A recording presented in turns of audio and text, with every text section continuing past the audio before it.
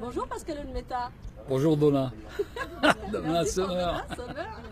On vous présente plus, hein, vous êtes un footballeur célèbre, vous êtes aussi un ancien gardien de but, vous êtes aussi un homme de cœur. Vous avez créé une très belle association il y a 10 ans déjà qui s'appelle Un sourire, un espoir pour la vie. Vous pourriez nous en parler? Tout simplement, c'est que étant jeune, j'ai toujours rêvé de devenir footballeur.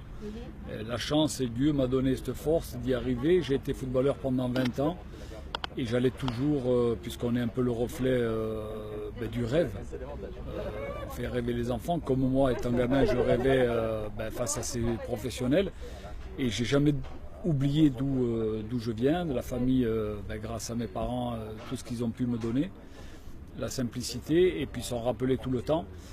Et j'ai toujours été parrain d'autres associations, d'aller dans les hôpitaux, que ce soit à Toulon, à Marseille, à Paris, un peu partout, et pour leur apporter un sourire. Je crois que ces enfants-là ne se plaignent jamais.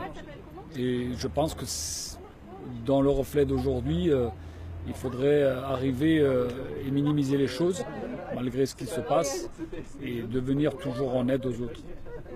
Par solidarité. Vous dites aussi dans un clip qui tourne sur Internet concernant votre association, il faut sourire pour alléger nos souffrances, il faut sourire pour combattre la maladie, et il faut sourire pour être plus fort face à la fatalité. Moi, je voudrais juste savoir pourquoi vous avez décidé de mener ce combat. Vous l'avez fait par rapport à quoi? Par rapport à ce que je suis, par rapport à ce que j'essaie d'apprendre à mes enfants, et puis que plus tard ils puissent prendre le flambeau, de continuer à essayer de faire du bien. Je dis bien essayer puisque on répond tous les jours à des centaines de mails d'aide, mais on n'est pas des dieux et malheureusement on ne peut pas aider tout le monde. Et quel type d'enfants vous choisissez d'aider? Comment vous... C'est pas un choix, c'est que le malheur, c'est... Il n'y a pas de critères, qu'on soit noir, blanc, de toutes les couleurs, il n'y a pas de critères, c'est le malheur, c'est qu'on essaye. Et malheureusement, c'est difficile de dire non à des familles, que l'enfant veut aller à l'autre bout du monde voir des dauphins, ou que le rêve, on ne peut pas leur casser. C'est de donner du bonheur, et puis... Et le malheur, c'est que... vous savez quoi, c'est quand on perd la plus belle femme de sa vie, c'est ma mère. Quand le professeur vous dit cette sacrée maladie, elle a chopé, profitez-en puisqu'il n'y a que 6 mois. Et puis vous n'avez pas le temps de faire le deuil, qu'on vous apprend aussi que le père a la même maladie. Et je crois que on est peu sur cette terre. Et comme je le dis, profitez du moment de tous les jours. C'est pour ça qu'on passe à côté de quelqu'un qui est allongé par terre. Vous avez vu, aujourd'hui on ne le regarde plus.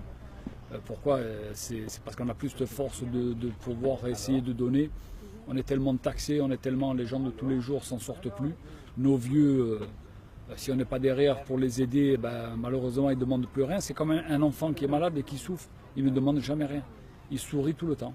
Et ça, c'est dommage qu'on perde ces images. Je suppose que vous n'êtes pas seul dans cette association, vous avez des bénévoles également? Oui, surtout ma femme, puisque moi je suis l'homme de terrain. Ma femme, elle n'endort pas les nuits puisqu'il faut répondre à tout le monde, il faut créer l'événement à venir. Louis qui est avec nous depuis 8 ans, et puis mon associé qui est Francesco Bido, qui lui a des sociétés à Charles de Gaulle, qui a un cœur gros comme je ne sais pas quoi, peut-être plus gros que le mien, qui ne veut jamais paraître, mais tout simplement essayer ensemble de réaliser certains rêves. Vous faites appel aux dons aussi, hein, bien sûr, pour votre fonctionnement? Non. Non. Vous n'avez pas de dons? Non, on reçoit toujours des courriers avec des petits chèques intérieurs, et ça c'est dommage parce que, comme je disais, les gens ne s'en sortent pas, ils ont du mal. Nous, ce qu'on fait, c'est créer un événement. L'événement, comme le match France 98, voilà, la billetterie est reversée 100% à l'association. On sait ce qui rentre, puisque chez nous, on n'a pas des choses, des salaires à payer ou quoi que ce soit. Voilà, on sait ce qui rentre et on sait comment l'utiliser. Et sachez qu'en France, on ne peut pas tout faire. Mais le problème, comment dire à une famille qu'il y a la loi qui dit, alors j'en ai rien à foutre, je fais. j'essaye et je les amène où il faut et puis voilà. Il y a des choses qui ne fonctionnent pas forcément bien. Quand on est président d'une association comme la vôtre et qu'on aimerait mener de belles opérations, est-ce qu'il y a des choses qui vous bloquent? Ce qui me bloque, oui, c'est de fermer un hôpital qui est à Garches, hôpital, une aile spécialisée pour essayer de soigner un enfant. Pas le traitement collectif, individuel. Le docteur de l'Épine s'attachait à ça, et comme ça coûtait un peu trop cher et ça ne rentrait pas dans le protocole pharmaceutique, le ministère a fait fermer cet hôpital à Garches, qui entre-temps ils n'en ont eu rien à foutre, on a été manifestés, les parents, tout ça, mais bon, on nous a mis des vigiles pour faire dégager tout ça, et ils ont pris les familles, les ont dispatchés dans des hôpitaux. Depuis, ça fait même pas un an, il y a déjà 6 enfants qui sont morts. Et ça, c'est même pas de catastrophe, c'est lamentable. Par manque de soins.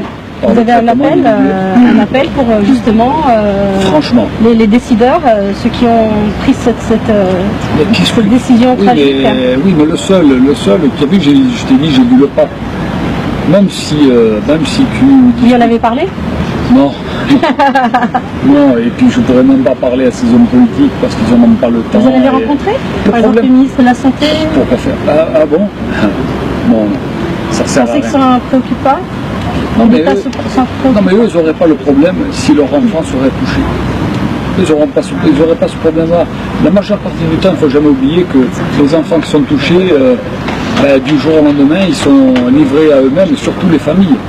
Parce que si vous posez des questions à la famille de mon association, de se retrouver, parce que bon, moi-même, quand on apprend que les parents vont mourir, c'est la catastrophe. Je peux avoir l'argent que je veux, je vais au bout du monde. Les enfants vont mourir. Oui, mais là que des enfants vont mourir, il faut savoir que la famille, elle est anéantie. Et qui va les écouter? Donc, vous accompagnez aussi psychologiquement les familles, c'est ça? Ouais. J'accompagne souvent les enfants jusqu'à la fin. De leur vie. Ouais. Comment vous vivez ça? Bien. Bien. Vous voyez ému aussi, ce qui est normal? Oui, c'est normal, parce que bon, ça nous revient en image certaines je partage votre émotion, je suis moi-même maman, non, mais voilà, donc ça me touche énormément. Mais, comment vous le vivez, comment vous évacuez cette douleur et cette... C'est simple. Un de mes premiers gamins que j'ai rejoint, parce que quand j'ai fait une émission, il regardait l'émission sur son lit d'hôpital, il a voulu absolument me rencontrer, et puis en sortant c'était la ferme. J'ai été le voir. J'ai été le voir à l'hôpital et là je l'ai suivi pendant quelques mois, jusqu'au dernier moment de sa vie. Et à un moment donné, la souffrance était tellement forte qu'on était obligé de l'endormir. Il est revenu sur ne serait-ce qu'une seconde pour dire à sa maman, t'inquiète pas, on se retrouvera. Et ça, c'est la magie. C'est la magie, et après tu vois la maman qui dit oui, vas-y, pars tranquille. Mais ces moments-là, à qui tu veux expliquer? À la ministre, ils n'ont pas le temps. Ils n'ont pas le temps, ils ont d'autres choses à faire. Et pourquoi il y a des associations, et je leur dis bravo, certaines essayent de faire du bien. Quel rêve vous avez offert aux enfants dernièrement? On revient d'Orlando. Une petite qui nous a rejoint, qui a 5 ans, qui a eu une tumeur derrière l'œil, qui ressortait d'opération de la Timone, et la chance, on s'est entendu dire que tout s'était très très bien passé, parce que normalement c'est une maladie où voilà. Et son regard, ses yeux au manège, il n'y a rien de plus beau, il n'y a rien de plus... oui, c'est fabuleux. C'est fabuleux. Et surtout la mère, les parents, de vivre le moment... Aussi les parents, avant tout. C'est pour ça que le but prochain, c'est construire la maison en Corse pour tout au long de l'année recevoir les familles. C'est le projet que vous avez, c'est ça? Vous avez le projet numéro 1, c'est construire la maison en Corse. Pas médicalisé, je le dis parce que autrement on va être... Une maison pour accueillir les familles, pour accueillir les familles, mais surtout les familles. Quand je dis famille, c'est pas l'enfant malade, c'est frères et sœurs qui viendront passer, père, mère, frères et sœurs, les proches qui viendront passer tout au long de l'année, 4 ou 5 jours, et puis avec d'autres familles, pour voir après dans l'année, voilà, se pouvoir discuter entre eux, voilà. Ouais. Je voudrais juste savoir, parce que vous avez utilisé votre image de footballeur pour amener à bien ce projet et cette action que vous faites parfaitement d'ailleurs, je vous en félicite. Je voudrais savoir comment vos copains footballeurs vous ont vu dans ce projet. Est-ce qu'ils vous ont suivi? Est-ce qu'ils vous ont aidé? Est-ce que vous avez été critiqué? Comment ça a été perçu par vos copains footballeurs? Non mais, que ça soit clair, ils font. Tout le monde fait, à son niveau, tout le monde fait. Après les critiques, j'en ai rien à foutre. Mais rien à foutre. La personne qui vient me dire quelque chose en face, c'est très bien. Mais alors ce qui vient de derrière, voilà, on n'a pas de temps. Ils soutiennent quand même dans votre action? Ils soutiennent, ils sont présents quand vous organisez des événements? Oui, la simplicité, c'est les hommes et les femmes qu'on a en face qui savent dire oui. Et qui de nos jours a disparu, on est obligé de signer des papiers parce que si, voilà, des Bernard Laporte, des gens, j'en parle parce que quand je vais le voir avec Abou Gelad pour dire, voilà, pour dire je vais faire ça pour mon asso, c'est oui. Et puis après, il peut passer des mois, ils ont dit oui et je travaille pour organiser le match France 98. Didier Deschamps, Zinedine, c'est oui. Ah oui, mais ça fait 10 ans qu'ils me suivent. Eric Cantona qui est parrain, Sir Alex Ferguson, ancien entraîneur de Manchester. Voilà, c'est des gens qui sont comme nous. Et le malheur, c'est qu'après, il y en a qui sont aigris parce que... Vous pouvez balancer, il y en a qui ne vous suivent pas et qui... non, franchement. Non, mais je me ferais un plaisir de les balancer, mais bon, comme je suis corse, c'est pas balance. Bon, c'est tout à votre honneur. Je voulais aussi connaître un petit peu votre avis sur l'affaire Benzema au niveau de son application sur cette sextape. Qu'est-ce que vous en pensez? Mais comme je ne les côtoie pas et je ne sais pas la vérité, je ne peux pas en parler. Vous en pensez quoi? Ça vous fait sourire? Non, mais ce que j'en pense, c'est que si moi j'étais dans le groupe, je leur mettrais des gifles. Non, mais je dis des gifles parce que c'est un groupe de merde qui nous casse les burnes parce qu'on n'avance plus. À cause de ça. On n'avance plus, c'est qui? Mais et nous, nos enfants. Mais le mien, il a 10 ans. Mais bien sûr, mais c'est eux qui devraient donner l'image. Je le dis souvent quand on fait des émissions. Voilà, mon fils, quand il rêve de tel et tel joueur, presque il va me dire, papa, il faut que je me tatoue tout le corps. Mais non, mais c'est pas ça l'image qu'eux doivent donner à aujourd'hui. C'est le plus important. Du football? Pas du football, mais de l'homme. De l'homme? Je sais pas, moi, si ma femme... je sais pas, mais je ne peux pas respecter certaines choses, je ne peux pas me regarder, je ne peux pas après dire à mon gosse fais ça si je fais ce qui ne tient pas la route. Et c'est pour ça.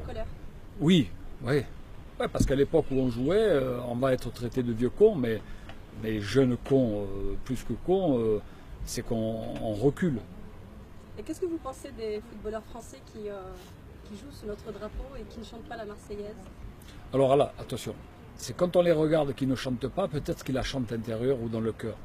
Voilà, il ne faut pas qu'on dise, ouais, mais on ne le voit pas chanter ou murmurer, peut-être qu'ils ne la connaissent pas. Mais il n'y a pas honte de le dire, parce que, et pourquoi dans nos écoles on ne la chante pas? Et pourquoi aujourd'hui on ne mettrait pas tous nos gamins, moi les premiers, habillés comme on était nous en short et en blouse? Les enfants, ils la connaissent?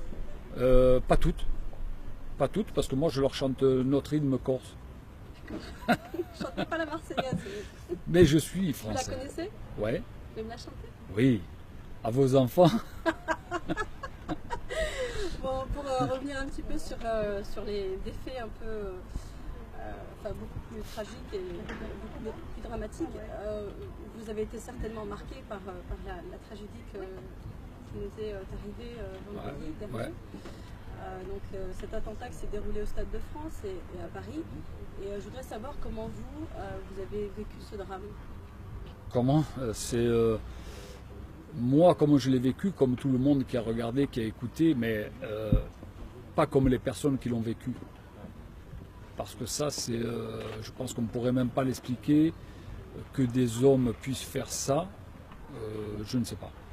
Je ne sais pas, puisque quand moi, mon combat est de suivre jusqu'au dernier moment les enfants et puis les empêcher, essayer de les faire soigner pour pas qu'ils partent, et puis donner la fin de vie à des gens qui n'ont rien demandé comme on est attablé nous aujourd'hui, je ne peux pas dire que ça c'est être humain ou où on pense à un dieu, ou non, le dieu il ne rappelle pas comme ça. Ça, c'est de l'horreur. C'est pour ça que je ne suis pas président, je ne suis pas un homme qui doit être... ah oui. Oui, mais souvent, quand j'étais gamin, je disais, j'y crois pas trop. Au revoir, mesdames. J'y crois pas trop, mais je m'attachais à quelque chose, mais je ne savais pas quoi. Ou quand mon père et ma mère se disputaient, je disais, oh là là, Dieu, pourvu qu'ils s'arrêtent de se disputer, mais pour rien, hein, à cause de nous. Et on croit toujours en quelque chose. Et là, je reviens d'un petit voyage, et juste, le pape est passé à 3 mètres de moi. Eh bien, croyez-moi, j'ai eu quelque chose puisqu'il s'est tourné et je l'ai vu, quoi, le regard et tout, et c'est énorme. Ah, je sais pas.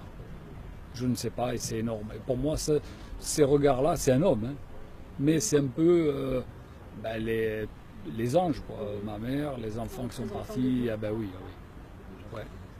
Bien sûr, nous sommes très touchés et nous éprouvons beaucoup d'émotions face à ce drame. Et d'ailleurs, je voudrais marquer juste une pensée pour les victimes et leurs proches. Ouais. Je voudrais savoir aussi, est-ce que ce genre d'atrocité, ça vous fait peur? Est-ce que c'est quelque chose qui vous effraie et qui se passe dans notre pays sous nos yeux?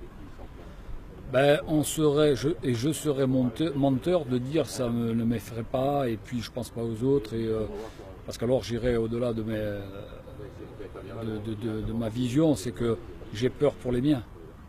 Parce que moi je suis, je ne veux pas dire à la descendante, mais je suis à un âge où quand on parle de nos petits qui n'ont que 10 ans, 15 ans, et l'avenir, c'est ça. J'ai peur pour eux parce que eux auront des enfants et qu'il y ait des gens qui veulent donner la mort à tout le monde. Ça, Vous leur en parlez de ça? Ah oui, ah oui. Ah bah oui, c'est normal. C'est normal parce qu'eux, on parle à l'école, mais pas dans notre langage à nous. L'école, c'est un peu leur langage à eux, qui ne comprennent pas. Mais leur montrer la mort, et puis souvent moi je les amène avec nous accompagner nos enfants, nos petits malades, etc. Et puis souvent c'est la question, pourquoi lui aujourd'hui n'est pas là? Parce qu'il nous a quittés, parce qu'il voilà. Leur expliquer et ça. La mort. Ouais. En tant que footballeur, est-ce que justement face à tous ces drames, est-ce que vous savez que le football quand même c'est un sport qui est célèbre et qui est suivi par beaucoup de jeunes, hein. Le monde. Le monde. Mais je voudrais savoir, est-ce que cette jeunesse française vous interpelle? Est-ce qu'éventuellement, en tant que footballeur, vous auriez un message à leur communiquer? Le message est positif, oui. C'est que cette puissance, c'est le football. Le football, je tourne le monde entier, tout enfant a un ballon au pied. Quand je dis qu'on doit être l'exemple, c'est les professionnels, c'est les Benzema, c'est les Valbuena, c'est tous les gens comme ça, toute notre équipe de France. Voilà, c'est de faire passer le message que la simplicité, c'est pas d'être amer envers les autres, c'est d'essayer de s'en sortir soi-même et puis de rendre un peu, et puis le sourire, quoi, de vivre. De sa vie, de son total, ouais, total, ouais. D'essayer, parce que quand tu as la chance de devenir professionnel, tu envies tout le monde. Le bien, le mal, tu les as. Et là, c'est de donner de son temps, même si un footballeur est très pris par le temps, mais il y en a assez pour en donner. Une dernière question, selon vous, quels sont les moyens à mettre en place pour unifier la nation? Franchement, je ne sais plus. Qu'on parle de politique, je regarde toutes les nuits les trous de cul. Pardon. Hein. Non, mais exprimez-vous. Ouais, non, mais voilà, les trous de cul qui avec ce qui s'est passé, ils arrivent toujours à parler politique, et que ci et que là, mais la réalité, c'est pas ça, c'est la rue. La réalité, c'est pas de prendre, de taper, non, aujourd'hui, on a atteint un but où le but, il est tellement gangréné que tu ne peux plus couper. C'est faux, tu ne peux plus couper tellement que c'est atteint. Aujourd'hui, pour s'en sortir, c'est nos enfants de demain, s'en prendre les armes, d'arrêter d'en vendre, d'arrêter de faire la guerre dans des pays. Et, bon, ça, c'est sûr que c'est impossible, mais pas de rattraper les choses. Mais à partir de demain, essayer de vivre différemment. et qu'il n'y ait pas des a priori ou de politiques différentes les unes des autres. Il faudrait que la politique soit la même pour tout le monde. Et je pense que ça, on pourrait s'en sortir, mais là, on est mal barré. Je vous remercie infiniment. Déjà? Oui, merci beaucoup Pascal, c'était un plaisir de vous rencontrer. Volontiers. Je souhaite encore plein de sourires à tous les enfants du monde. Ah bah oui. Merci pour le vôtre en tous les cas. Merci. Et à bientôt. Ouais, volontiers. Merci. Merci.